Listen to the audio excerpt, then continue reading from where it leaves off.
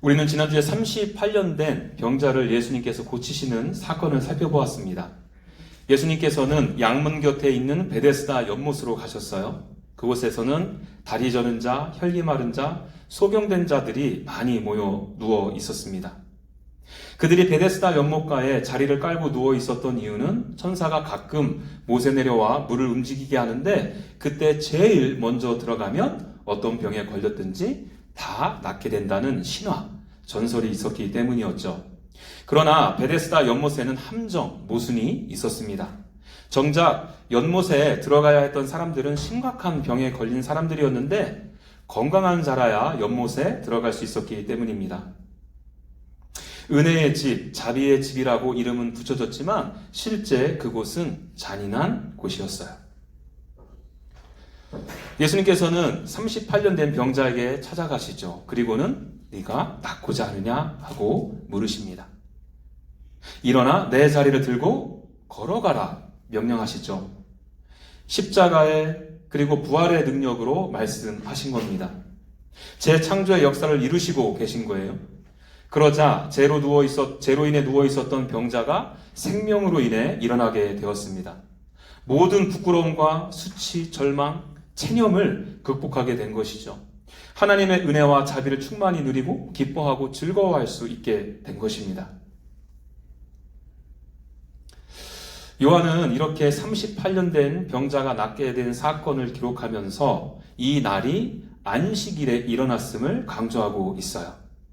구절을 보시죠. 이 날은 안식일이니 이렇게 말하잖아요. 1절에 보시면 여러분 그 후에 유대인의 명절이 되어 라는 표현이 있습니다. 38년 된 병자를 고치신 사건이 어느 명절에 일어나기는 했는데 이 사도 요한은 그 명절이 어떤 명절인지는 말하고 있지 않다는 거예요. 아니 말 안 할 수도 있지 뭐 이런 걸 가지고 의미를 부여하나 하실 수도 있으실 텐데요. 적어도 요한에게 있어서 명절은 아주 중요했어요. 요한은 어떤 사건이 일어날 때 명절의 이름을 분명히 밝힙니다. 그 중에서 제가 한 군데만 소개해드리죠. 요한복음 6장은 우리가 잘 아는 것처럼 오병이어의 표적 사건을 기록하고 있습니다. 이 표적 사건이 언제 일어났느냐? 6장 4절이요. 마침 유대인의 명절인 유월절이 가까운지라. 요한은 이렇게 유월절이라고 그 명절의 이름을 밝히고 있다라는 거예요. 오병이어의 표적 사건을 통해서 사도 요한이 강조하고 싶었던 것이 무엇이었을까요? 예수님은 생명의 떡이다 라는 거죠. 이 생명의 떡 되심은 예수님의 십자가 사건을 통해서 완성되는 거예요. 유월절에 어린 양의 피가 문설주에 발라진 것처럼요. 이렇듯 요한은 명절을 언급해서 예수님이 그 명절이 의미하는 바를 실현하시고 완성하시는 메시아이심을 드러내고 있다라는 거예요. 그러나 이 38년 된 병자가 고침을 받는 사건이 어느 명절에는 일어났는데 그 명절의 이름을 언급하지 않았다? 여러분 그 가운데 안식일에 초점을 맞추고 있다라는 거예요. 이것은 다분히 의도적인 것이죠. 어떤 의도를 가지고 있느냐?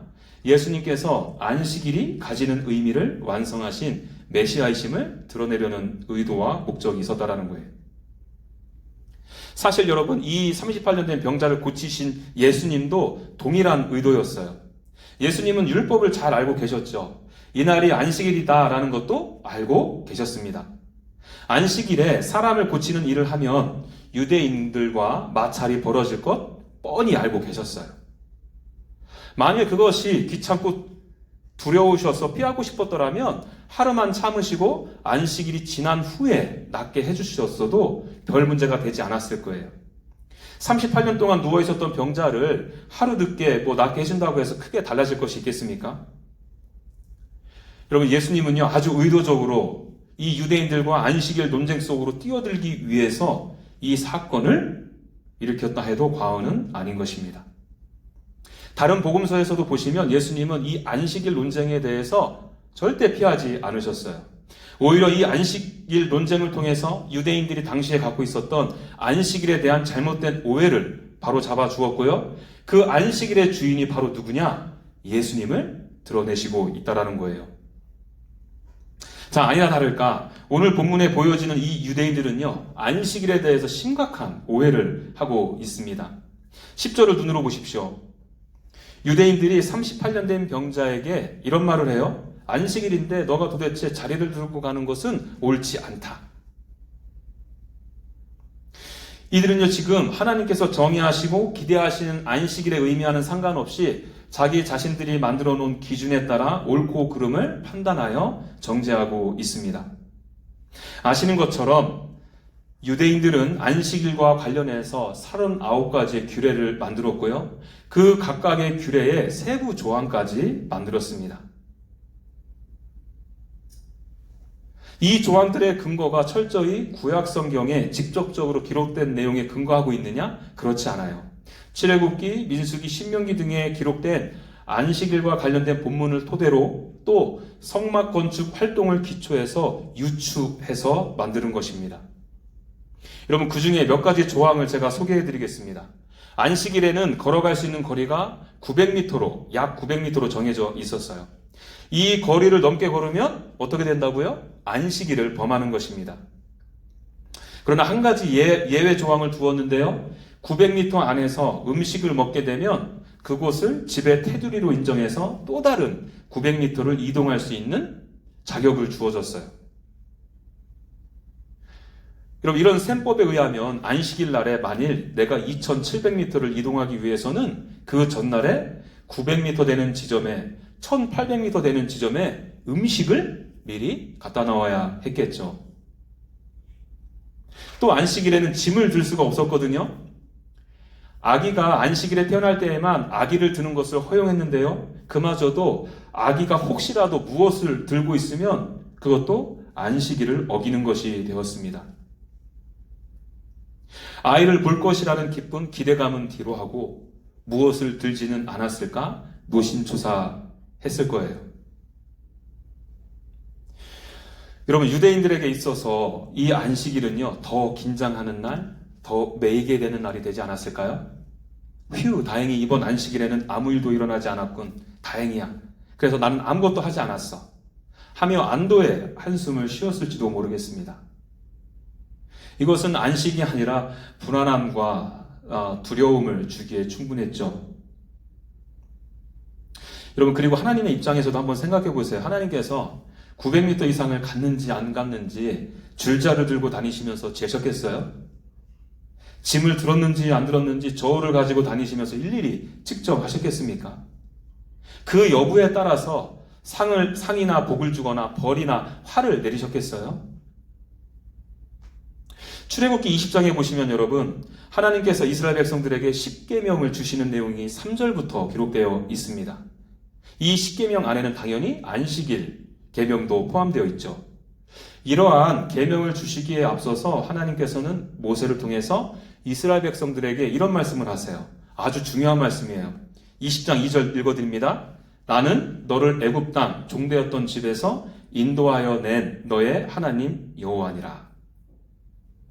무슨 말이에요, 여러분? 내가 너를 구원했다라는 거죠. 너는 더 이상 죄의 노예가 아니다. 자유자가 되었다. 이 일은 나의 사랑으로, 나의 은혜로 되어진 것이다. 너는 이제 내 소유, 내 백성, 내 아들, 내 딸이 되었다라는 선언인 것이에요. 여러분, 이 사실관계를 분명히 하고 나서 하나님께서는 그 이스라엘 백성들에게 10계명을 주시는 거예요. 무슨 말이에요, 여러분? 거룩하신 하나님의 은혜로 구원받았으니 이제는 거룩한 백성답게 자녀답게 살라는 의미로 계명을 주신 것입니다. 이스라엘 백성들에게 있어서 이 10계명이 얼마나 영광스러운 계명이었을까요?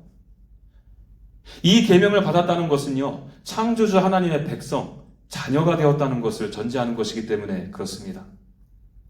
그래서 여러분, 처음에는 이스라엘 백성들도 너무 기뻤을 거예요. 감사했을 거예요. 그래서 안식일을 어떻게 하면 더 잘 지킬 수 있을까 고민하다가 39가지의 규례를 만들었을 것이고요. 그것에 세부 조항을 더 붙였을 것입니다. 그러나 언제부터인가 어느 순간부터 하나님의 구속의 은혜는 점점 사라지게 되었겠죠. 그래서 무엇만 남게 되었느냐? 랍비들이 만들어 놓은 규례만 남게 된 것입니다. 은혜가 잊혀지고 규례만 남겨진 자들에게 있어서 규례가 구원 얻기 위한 수단이 된 거예요. 내 공로로 구원받으려는 행위, 구원교로 전락하게 된 것입니다. 율법주의의 함정에 빠진 거예요. 그럼 이런 율법주의의 함정에 빠지게 되면 어떤 특징들이 나타납니까? 오늘 본문에서 우리가 찾을 수 있는 가장 두드러진 특징은요, 남들의 죄에 그렇게 관심이 많다는 거예요. 나의 죄에 초점이 있다면 이것은 나를 거룩함으로, 순결함으로 인도하게 될 것입니다. 그러나 율법주의자들은요, 남의 죄에 관심이 많았어요. 오늘 본문의 유대인들도 보세요. 38년 된 병자가 자리를 들고 걸었느냐, 안 걸었느냐에 관심이 있어요. 또 이것을 누가 고쳤는지에 대해서 초점이 가 있습니다. 왜요? 안식일 규례를 지켰는가, 범했는가가 그들에게 있어서 중요했기 때문이죠. 예수님께서 안식일을 범하는 것을 확인하고서 그 규례를 어긴 것을 확인하고서는 예수님을 잡아 밖에까지 하죠. 왜 그럴까요? 여러분, 상대방의 죄를 찾아내어 고발해야 그만큼이나 내가 의로워진다고 착각하기 때문입니다. 내가 누군가를 판단한다는 것은 그것의 기준이 내가 되는 것이고요. 내가 판단하고 정죄할 자격을 갖추었음을 드러내는 것입니다. 쉽게 말해서 나 잘났다는 거죠. 그리고 여러분, 결국 그 잘남으로 인해 그것이 원인이 되어 하나님으로부터 호의를 받아낼 수 있으니까요. 그래서 여러분, 율법주의자들의 신앙 고백에는 늘 따라다니는 내용들이 있어요. 그것이 무엇이냐? 비교와 자랑이에요. 하나님의 은혜입니다. 하나님께 감사합니다. 말은 하는데, 고백은 하는데 그 안에 뭐가 있다고요? 비교와 자랑이요. 하나님, 저는 저 사람들과 같이 토색하고 불의하고 간음하지 않습니다. 저는 일주일에 2번씩 금식기도 하고요. 모든 소득에 11조를 드리고요. 안식일을 얼마나 잘 지키는지 몰라요. 하고 기도하는 모습을 우리가 보지 않습니까? 여러분, 이것이 진정 하나님을 향한 그의 신앙 고백일까요? 비교 우위를 점해서 자랑질하는 것 아닙니까? 여러분, 이들은요, 하나님의 마음, 함께 내 옆에 있는 영혼에 대한 관심이 있을 수가 없어요. 이 모습은 안타깝게도 저와 여러분들의 신앙생활 안에서도 아주 어렵지 않게 발견되는 모습입니다. 비교와 판단이 얼마나 자기 중심적으로 일어나는지 몰라요. 마치 내가 하면 로맨스, 남들이 하면 불륜이다 하는 것과 같아요. 우리 교회도 앞으로 대표기도 좀 하려고 하는데요. 대표기도 시키면 교회를 떠난다는 분이 계셔가지고 지금 결정을 못하고 망설이고 있어요. 여러분, 다른 형제가 대표기도 할 때 길게 기도하면 뭐라고 그럽니까? 센스 없다 그러고요. 주저리 내용 없이 중언부언한다 그래요. 자기가 올해 대표기도 하면요, 성령이 충만하다 하죠. 하나님께서 자꾸 기도 제목을 부어주어서 멈출 수가 없다 그래요. 다른 자매가 눈물 콧물 흘리면서 기도하면 뭐라고 합니까? 와, 또 오버하네. 왜 이렇게 저 사람 되게 감정적이야? 또 내가 눈물 흘리면서 기도하면요, 그때는 하나님께서 말할 수 없는 은혜를 부어주셨다고 말을 하죠. 다른 형제가 하나님 주시옵소서 하고 기도하면 천박한 기복신앙이라고 매도해요. 내가 하나님 주시옵소서 하면 마치 어린아이 같이 하나님의 약속을 붙들고 구하는 거라 말을 하죠. 다른 형제가 좋은 직장, 좋은 차, 좋은 집을 갖게 되면요, 또 가끔 좋은 곳을 찾아서 여행을 다녀요. 그러면요, 경건한 척 혼자 다 하면서 지독히 세속적인 신앙이라 말합니다. 자기가 좋은 것을 갖게 되면요, 하나님의 축복이라고 간증하죠. 하나님께서 주시는 축복을 누리는 것이라 말합니다. 여러분, 율법주의적인 신앙생활이 이렇게 우리의 영혼을 갉아먹어요. 이들에게는 두 종류의 사람만 존재합니다. 나같이 의로운 사람, 너처럼 불의한 사람. 다른 사람들과 늘 경쟁적인 관계로 늘 비교해서 비교 우위에 있다 착각하죠. 이런 면에서 우리가 지난주에 살펴본 이 율법주의적인 신앙은요, 베데스다 연못의 그것과도 같아요. 제가 지난주에 베데스다 연못은 세상과 같다고 말씀드렸잖아요. 세상은 늘 경쟁해요. 비교합니다. 비교 우위에 있으면 교만하고요. 비교 하위에 있으면 열등감에 사로잡히죠. 교만하든 열등감에 있든 매 한 가지 그들에게 안식이 없는 것은 마찬가지라는 거예요. 왜냐하면 다 같은 뿌리에서 낳은 증상들이니까요. 여러분, 율법주의도 세상의 이치와 다르지 않다니까요. 기독교라는 탈을 쓰고 있을 뿐 세상과 똑같은 가치와 기준을 갖고 있어요. 교회라는 가면을 쓰고 있지만 베데스다 연못과 같이 세상의 논리로 움직여가는 공동체일 뿐이라는 거죠. 여러분, 이 모습은 에덴 동산에서 일어난 사건으로부터 기인합니다. 하나님께서 천지를 창조하시고 에덴을 창설하셨어요. 그곳에 각종 실과를 두시고 물을 넉넉하게 하셨죠. 창조주 하나님으로부터 생명을 공급받고 무제한적인 자원을 제공받으면서 영원한 생명을 누리게 하셨어요. 그러나 아담과 하와는 하나님 노릇하겠다고 하나님께 반역을 꾀했죠. 그 결과 하나님과의 관계는 깨어졌고요. 그뿐입니까? 하나님으로부터 공급받았던 이 무제한적인 자원도 끊어지게 되었습니다.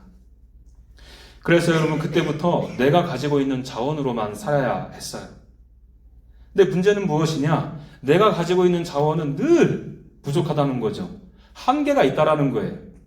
이것을 극복하기 위해서 어떻게 했겠습니까? 하나님 앞으로 돌아오면 다 해결되는 건데 그게 싫은 거예요. 반역했으니까요. 그 부족함을 내 열심으로, 내 노력으로 채워넣으려 한 것이죠. 그래도 부족하면요. 남 있는 거 빼앗아 채워 넣어야 되지 않겠습니까?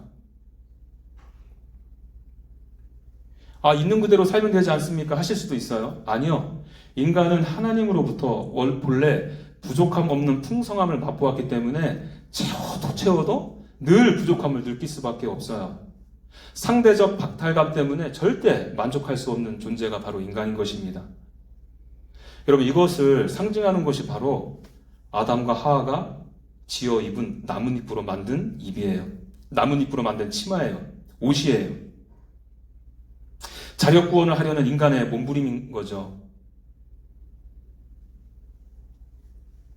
그러니 여러분, 이런 율법주의자들에게 참된 안식이란 있을 수 없어요.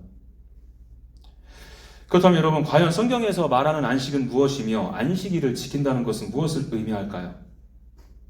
유대인들이 이해하고 있었던 것처럼 안식일에 아무것도 안 하면 잘 넘어가는 거고, 이 일을 하면 혼나고 벌 받는 것이 안식일의 의미냐는 것이죠. 성경에서 말하는 안식은 전혀 그런 의미를 담고 있지 않습니다. 창세기에 보시면 안식에 대해서 처음으로 기록한 내용이 있습니다. 이 말씀 같이 찾아서 한번 읽어보겠습니다. 창세기 2장 1절에서 3절이요.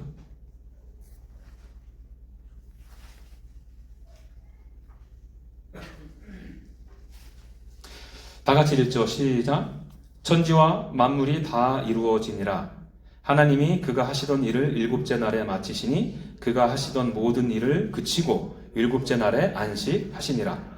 하나님이 그 일곱째 날을 복되게 하사 거룩하게 하셨으니 이는 하나님이 그 창조하시며 만드시던 모든 일을 마치시고 그날에 안식하셨음이니라. 이 말씀 보시게 되면 여러분, 하나님께서 일곱째 날에 안식하셨다는 말씀이 나오죠. 전능하신 하나님께서 6일 동안 열심히 창조 사역을 하셨는데 그 창조 사역이 너무 고돼서 쉬셨다는 것을 의미할까요? 손이 붓고 어깨가 빠지고 다리에 힘이 빠져서 8일째부터 다시 열심히 일하기 위해서 이 7일째 쉬는 것이 필요했겠냐는 거예요. 어떤 분들은 하나님께서 안식일에 아무 일도 안 하고 쉬시니까 그 대신에 주일에 나온 우리가 죽도록 봉사해서 그 빈자리를 채워야 한다고 말해요. 또 어떤 분들은 그 소리를 듣고 참 대단한 인사이트다 감동하시죠. 글쎄요. 여러분, 그럴 리가 있을까요? 창조하신 모든 만물을 붙잡고 계시는 분이 하나님이시는데 힘들어서 쉬시겠다고 그 손을 놓으면 여러분, 온 우주에는 대혼돈이 벌어지지 않겠습니까? 여기서 안식하셨다는 말씀은요, 하나님의 창조 사역과 관련해서 생각해야 해요. 1절에서 3절 말씀을 쭉 보시게 되면 이런 표현들이 나옵니다. 다 이루어지니라, 마치시니, 그치다 모든 일을 마치시다. 이런 표현들이 계속해서 반복적으로 사용되고 있잖아요. 하나님께서 창조 사역을 마치고 안식하셨음을 강조하고 있는 거예요. 하나님께서는 혼돈하고 공허함 가운데 창조 사역을 하셨죠. 혼돈하다는 말은 무질서, 구조가 없다는 의미고요. 공허하다는 말은 말 그대로 비어있다는 말입니다. 그 혼돈과 공허함 가운데 질서와 구조를 만드셨고요. 그 구조 안에 내용물을 가득 채우셨어요. 생명력 충만함으로 채우신 것입니다. 그러면서 하나님은 그 6일 동안 창조 사역을 감당하시면서 좋았다. It was good. 이란 말씀을 빼놓지 않으셨죠. 여러분, 이 말씀은요, 하나님의 기준으로 보았을 때 완전한 창조였다라는 거예요. 더 이상 그 창조 사역에 손댈 게 없었다라는 의미죠. 그래서 여러분, 하나님께서 안식하셨다라는 말은요, 하나님께서 창조하신 피조물들을 보시고 기뻐하시고 즐거워하셨다는 의미입니다. 하나님께서 창조하신 창조의 세계를 누리고 계신 거예요. 하나님께서는 이 날을 거룩히 지키라고 말씀하셨잖아요. 안식일을 지키라는 의미도 당연히 이 안식의 의미를 담아내야 한다는 거죠. 안식일을 지킨다는 의미는요, 하나님께서 나를 빚으시고 심히 좋으셨다 하셨잖아요. 그 하나님 안에서 내가 어떤 존재인지 나의 정체성을 회복하는 날입니다. 하나님 앞에서 혼돈하고 공허한 내 삶 가운데 다시금 삶의 질서와 내용이 채워지는 거예요. 하나님의 사랑과 은혜를 기억하며 생명력 충만해지는 날인 거예요. 내 생명은 하나님께 속해 있습니다. 내가 일해서 밥 먹고 사는 게 아닙니다. 하나님께서 생명을 주셨기에 그것으로 사는 것입니다. 하고 고백하는 거예요. 그래서 여러분, 어떤 의미에서 하나님께서 안식을 지키라고 명령하셨잖아요. 이것은 결국 여러분, 나를 지키기 위해서 하나님께서 주신 은혜의 계명인 것입니다. 세상의 가치와 기준으로부터 나를 지키는 것이고요, 하나님 노릇하려는 못된 죄된 습성에서 나를 지키는 거예요. 이를 위해서 안식일에 제사가 중요했어요. 하나님께서 나뭇잎으로 가린 아담과 하와에게 가죽옷을 지어 입히셨잖아요. 가죽옷을 지어 입히셨다는 말은 어떤 동물의 희생이 있었다는 의미 아닙니까? 그래서 여러분, 나뭇잎에 반대되는 믿음의 고백들을 표현해내는 것이 바로 희생 제사인 것입니다. 이 믿음의 고백을 위해서 백성들은 안식일에 일하지 않고 성전에 나와서 제사를 드린 거예요.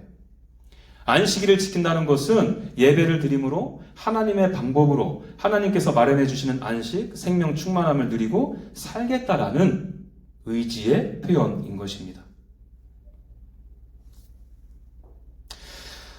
그리고 여러분, 이 안식일에 대한 분명한 이해가 있을 때 나머지 6일의 삶도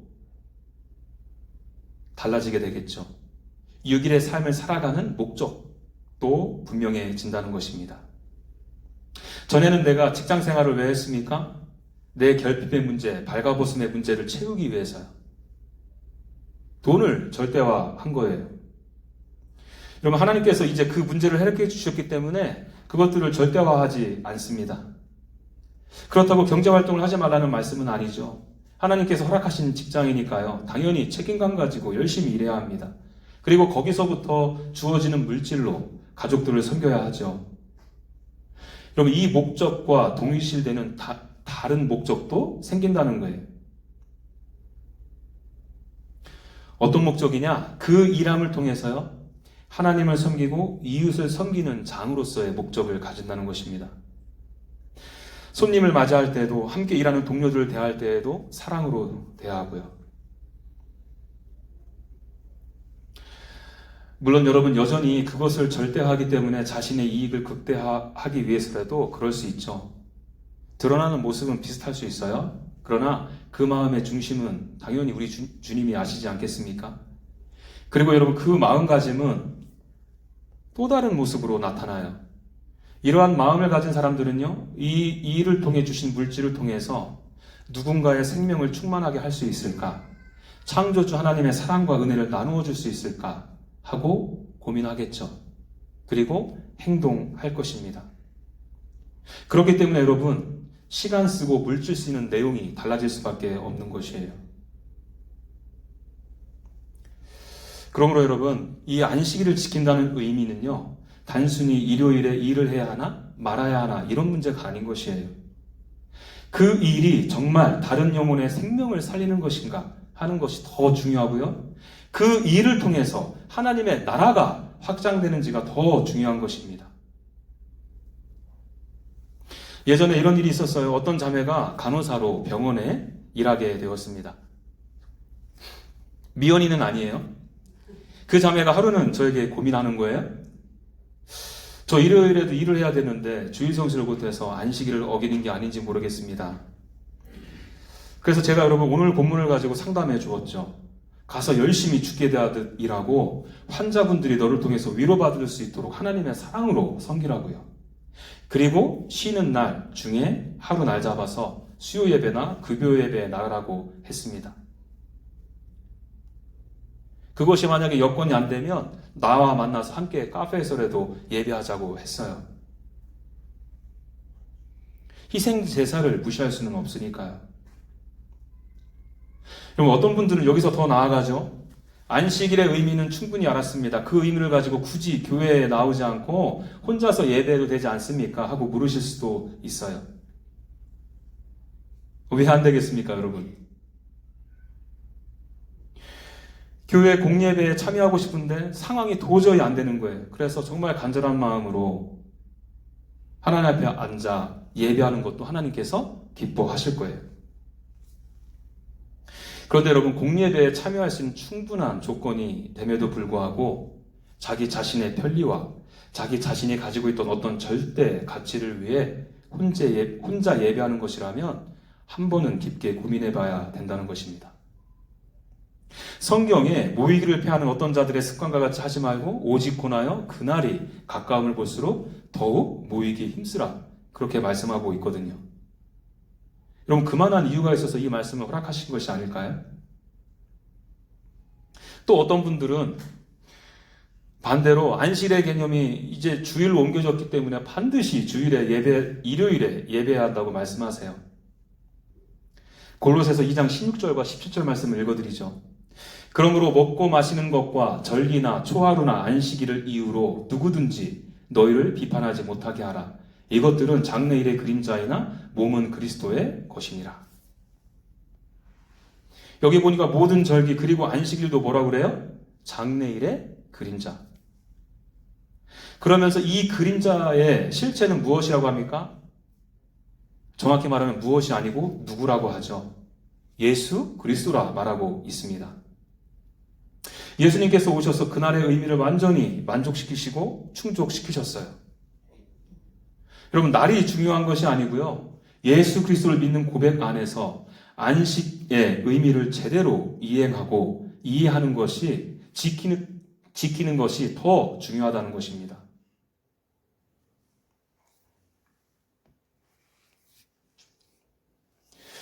여러분, 우리는 지난 2주간에 걸쳐서 베데스다 연못이 가지는 함정에 대해서 살폈습니다.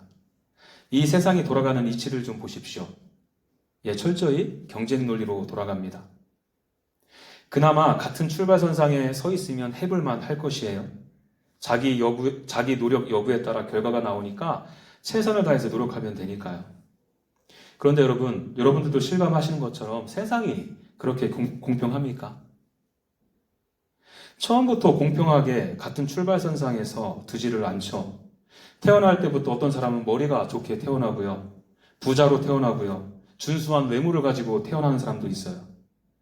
여러분, 그렇게 출발이 달라요. 그 가운데 우리는 미국에 이민을 왔습니다. 미국에 이민은 내가 먼저 왔어요. 나는 한자리에서 죽어라 일했어요. 그때나 지금이나 별로 달라진 게 없어요. 반면에 어떤 사람은 이민 온 지 얼마 되지도 않아요. 그 사람이 비즈니스 하는 게 너무 잘 돼서 가게를 2-3개 넓혀서 운영해요. 나는 이제 대학 다닐 때 론 받았던 거 다 갖고 아둥바둥 살아가는데 여기저기 투자해서 돈 벌었다 그러고 나중에 은퇴연금 얼마씩 받을 거다 하는 소리가 들려요. 다른 자녀들은 좋은 대학, 좋은 직장, 돈 많은 배우자 만나서 아들, 딸 낳고 잘 산대요. 그런데 여전히 내 자녀들은 뭐 할지도 몰라요. 집에서 밤낮 게임만 하고 있어요. 더군다나 여러분, 우리가 이런 속상함, 이런 참 안타까움 가운데 이민자로서의 삶 자체가 주는 상실감이 있지 않습니까?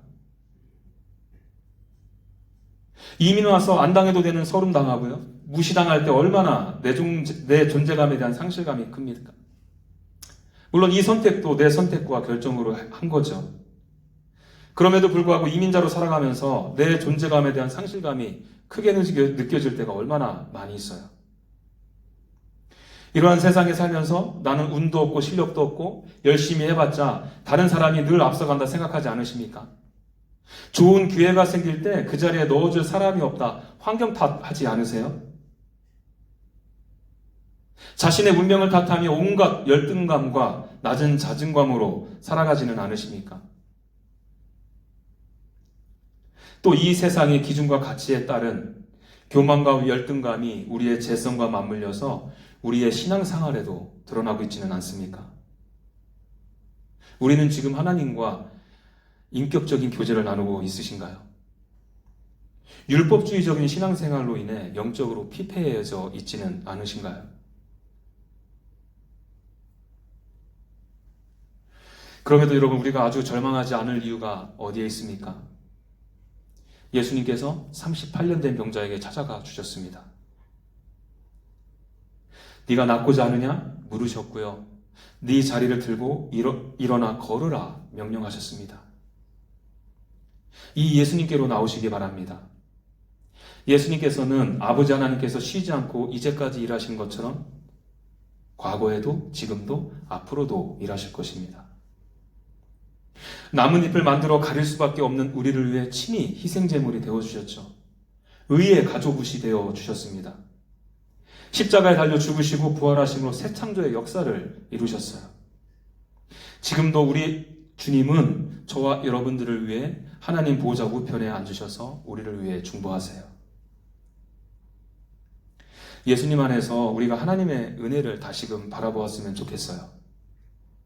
여러분, 그렇지 않고서는요, 이 베데스다와 같은 연못 안에 살아가는 우리 안식할 수 없습니다. 율법주의에 빠질 수밖에 없어요. 이제는 안식일의 주인 대신 예수님 안에서 저와 여러분들이 안식을 누렸으면 좋겠습니다. 그리고 예수님께서 다시 오실 때 완벽히 도래할 안식을 기대하십시오. 그 가운데 오늘을 사는 우리는 거룩히 안식일을 지키는 삶 사시기 바랍니다. 함께 기도하죠.